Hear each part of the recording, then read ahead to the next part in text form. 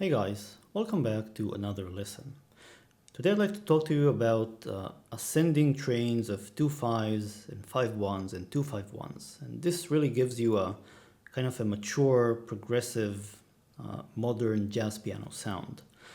What I'm going to do is I'm going to play a short piece for you and like a short chord progression. And then I'll show you what I played very slowly, and then we'll break it down in terms of the theory behind it.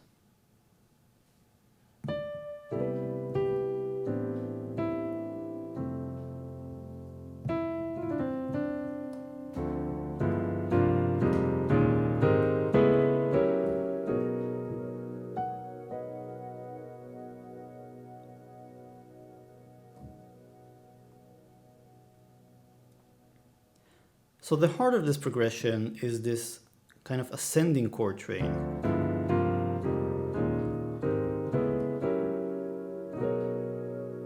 And let me play it slowly for you so you can copy it. I'll break it down. So the first, you'll see the chord names on the screen. I might actually differ from what this program, which automatically tries to identify the chord names, spits out. So when we differ, I'll mention it. This is a D minor 7, going to a G13 flat 9. The next chord is, this is a C9 sus4. And again, you can see the names of the notes and how I finger them on screen. They're highlighted in blue and you can see my fingers and so on. This is an F minor 9, 11. Now I'm kind of stretching my fingers here. This might be a bit difficult for you, some of you, if you're kind of at the beginning stage. So you can play it like this. That might be easier. Or maybe like this. It's equally good. Next chord is an E flat 9 sus4. So this is how I play this. And then the next chord is an A flat major 9.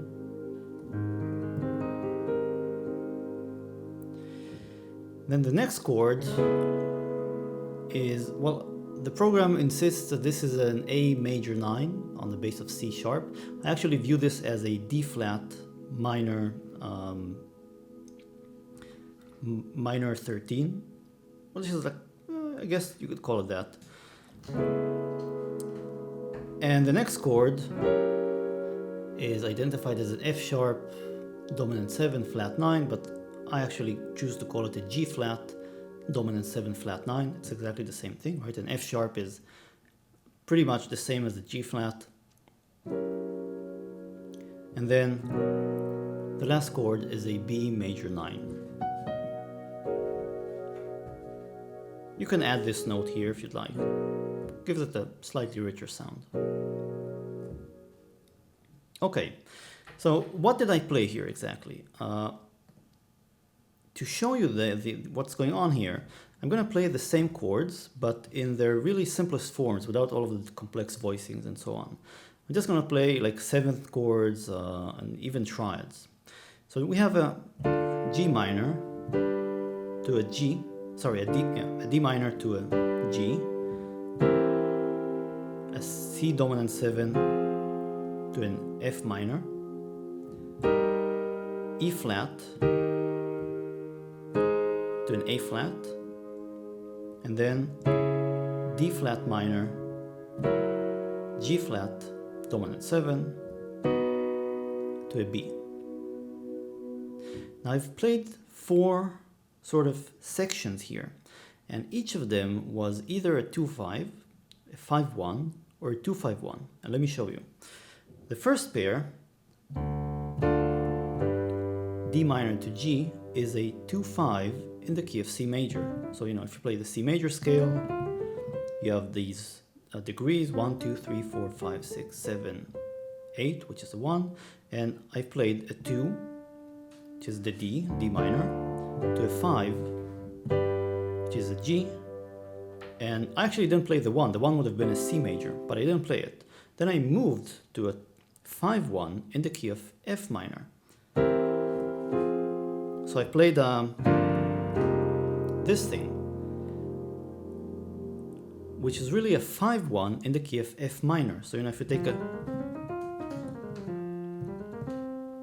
So the 5 here is a C, and it goes to the root, the 1, which is an F minor.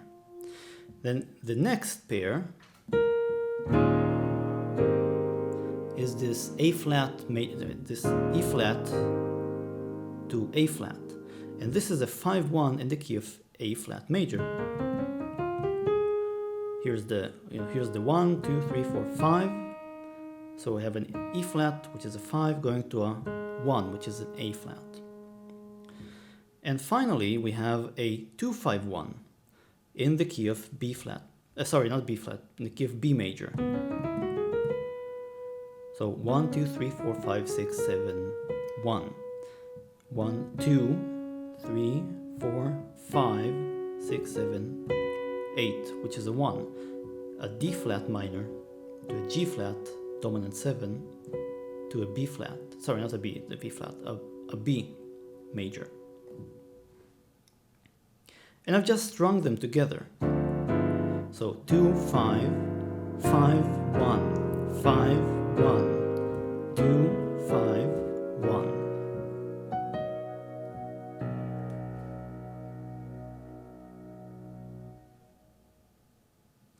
And that's kind of the idea behind what I played. And the idea is that if you string these 2 5s, 5 1s, and 2 5 1s fast enough, sort of the listener's ear would come to accept it as sort of a, I guess, musically acceptable. If you play it too slowly, it sounds a bit too weird.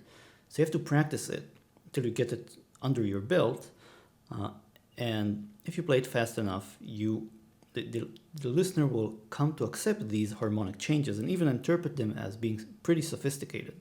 And you have to agree that even though the concept is simple, the eventual sound that it produces is quite interesting. It could be pretty rich. Now, there was an additional point here that I should point out, which is if you look at the highest note I was playing,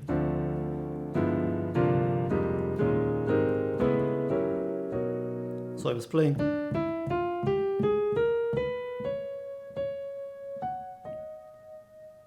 so there's sort of an underlying very regular motion. I'm actually climbing up the diminished scale, which does kind of glue these different chords together. I kind of chose the voicings in such a way that the uppermost note had some sort of progression to it. It didn't just jump all over the place. Although you actually might be surprised if you experiment with these sort of jumps. If you play them again fast enough, they will create an acceptable sound. Again, there's a lot of richness here, and I'm just laying out the basic idea for you to sort of think about and maybe explore on your own.